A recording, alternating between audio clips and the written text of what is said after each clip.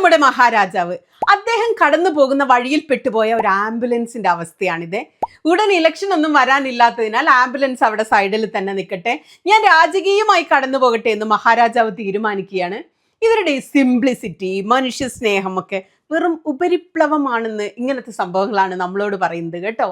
കണ്ടില്ലേ, ആംബുലൻസിൽ കിടക്കുന്ന രോഗിയേക്കാൾ വേഗത്തിൽ വായുഗുളിക വാങ്ങാൻ പോകുന്ന ഭരണാധികാരികളുള്ള ഒരു നാട് എങ്ങനെയാണ് നന്നാവുക?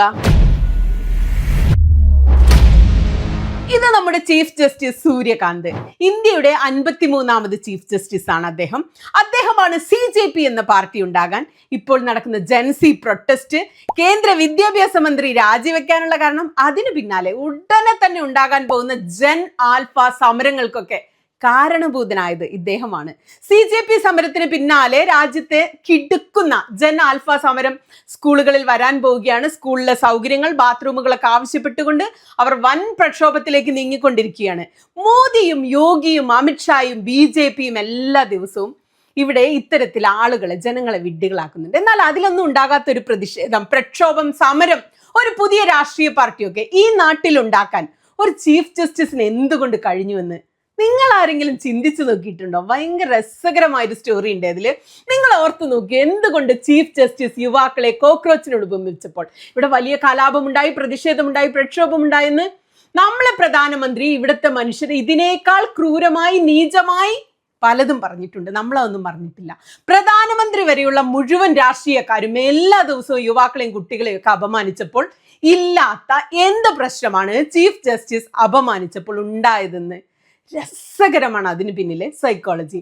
സിഗ്മണ്ട് ഫ്രോയിഡ് മനുഷ്യ മനസ്സിനെ 3 പ്രധാന ഭാഗങ്ങളായിട്ടാണ് തിരിച്ചിരിക്കുന്നത്. 1 ഇത്, 2 ഈഗോ, 3 സൂപ്പർ ഈഗോ. ഇങ്ങനെയാണ് അത് തിരിച്ചിരിക്കുന്നത്.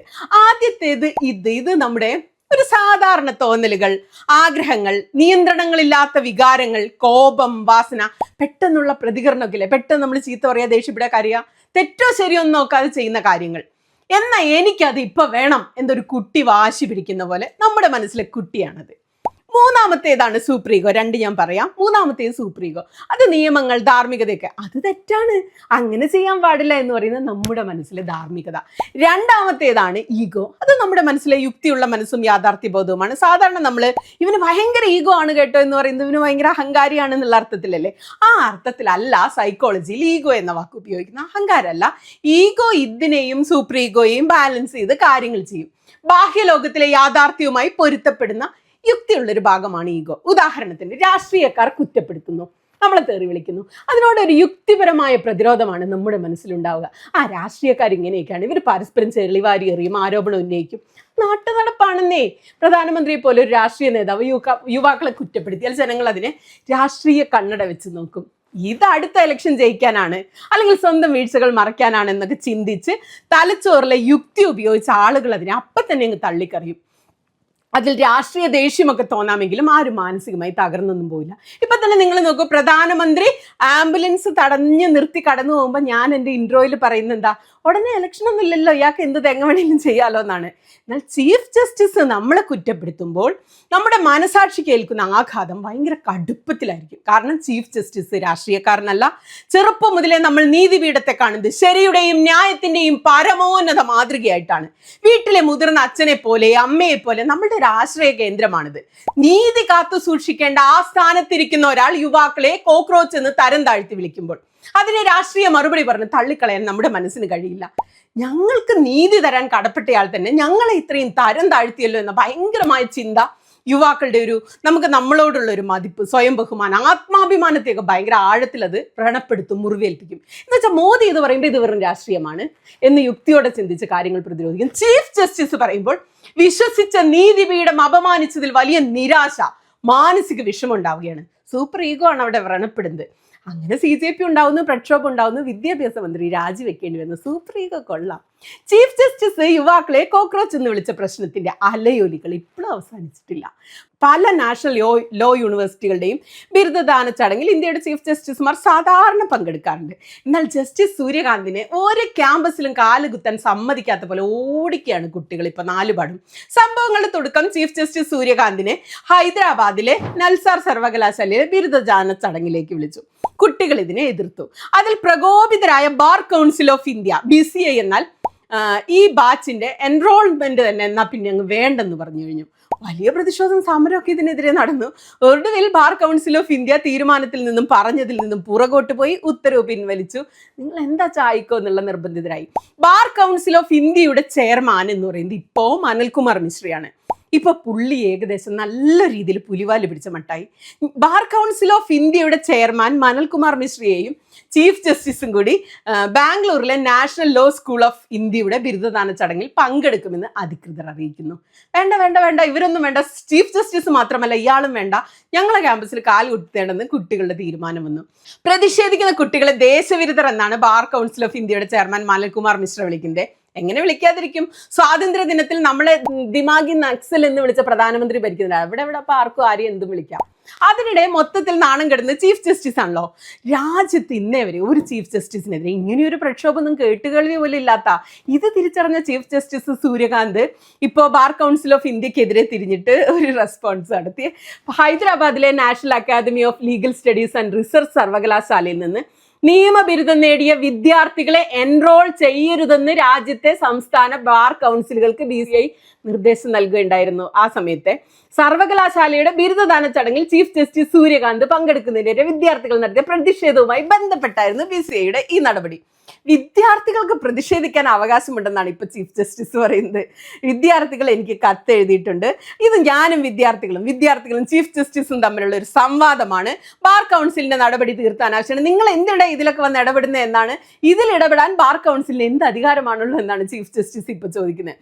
പഠനകാലത്ത് ഞാനും വിദ്യാർത്ഥിയായിരുന്നു, ഞാൻ വിദ്യാർത്ഥി സമരങ്ങളുടെ ഭാഗമായിരുന്നു. വിദ്യാർത്ഥികൾക്ക് സമാധാനപരമായി അഭിപ്രായം പ്രകടിപ്പിക്കാൻ ഇവിടെ അവസരം ഉണ്ടാകണമെന്നാണ് ചീഫ് ജസ്റ്റിസ്. അത് തെറ്റാണെങ്കിൽ പോലും അത് പറയാൻ ഇവിടെ സ്വാതന്ത്ര്യമുണ്ടെന്ന്, പ്രതിഷേധിക്കാൻ അവസരം നൽകണം, തടയരുതെന്ന് ചീഫ് ജസ്റ്റിസ് പറഞ്ഞു. ഇപ്പം പിള്ളേര് തെരുവിൽ വസന്തം സൃഷ്ടിച്ചുകൊണ്ടിരിക്കുക. ഇതുവരെ മോദിയുടെ ഒരു മന്ത്രിയെ രാജിവെപ്പിക്കാൻ പ്രതിപക്ഷം വിചാരിച്ചിട്ട് കഴിഞ്ഞിട്ടില്ല. പിള്ളേര് തെരുവിൽ ഇറങ്ങിയപ്പോഴാണ് ഇവിടെ ഒരു മന്ത്രി ആദ്യമായിട്ട് രാജിവെച്ചത്. എന്തായാലും എനിക്ക് ഈ കുട്ടികളിൽ വലിയ പ്രതീക്ഷയുണ്ട്. ഇവിടെ പ്രതിപക്ഷം വളരെ ദുർബലമാണ്. ഇനി പിള്ളേര് ഒരു കൈ നോക്കട്ടെ, അല്ലേ?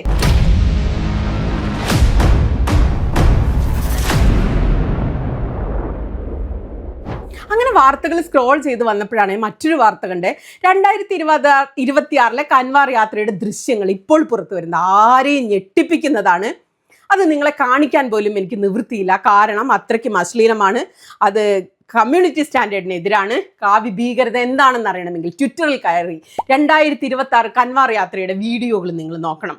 കാവ്യുടുത്ത ചെറിയ ആൺകുട്ടികൾ അശ്ലീല ആംഗ്യങ്ങൾ കാണിച്ച് തുള്ളിക്കളിക്കുന്നു, പെൺകുട്ടികൾ അശ്ലീല ഡാൻസ് കളിക്കുന്നു, വഴിയിൽ കണ്ട വണ്ടികൾ തല്ലിപ്പൊളിക്കുന്നു, അതിക്രമം കാണിക്കുന്നു. ഉച്ചത്തിൽ ഇങ്ങനെ ചെവി പൊട്ടുന്ന പോലെ DJ പാട്ടായിട്ട് അതിന്റെ പ്രകമ്പനത്തിൽ മെഡിക്കൽ സ്റ്റോറിലെ മരുന്നുകൾ വീണ് പൊട്ടുന്നു. മുൻകാലങ്ങളിലെ ശാന്തമായ കാൽനട യാത്രയ്ക്ക് പകരം ഇന്ന് വലിയ DJ ട്രക്കുകളും പോപ്പ് ഭക്തിഗാനങ്ങളും ഹൈ ഡെസിബൽ സൗണ്ട് സിസ്റ്റങ്ങളുമാണ് യാത്രയെ നയിക്കുന്നത്. അത് ഉത്സവം പോലെ, റോഡ് ഷോ പോലെ ആ സ്വഭാവത്തിലേക്ക് മാറി.